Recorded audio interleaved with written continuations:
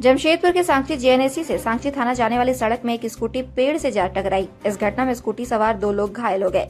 घायलों में राहुल मछुआ और संजय मछुआ शामिल है। घटना के बाद पुलिस मौके पर पहुंची और घायलों को इलाज के लिए एमजीएम अस्पताल पहुंचाया, जहां दोनों का इलाज चल रहा है।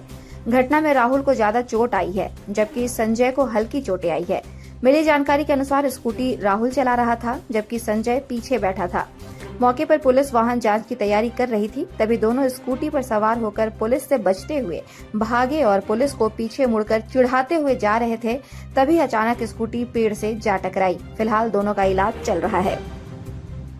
घटना हुआ है, घटना उधर से वो लोग आ रहा था, आके सारे लोग को चिल्ला के घुस गया।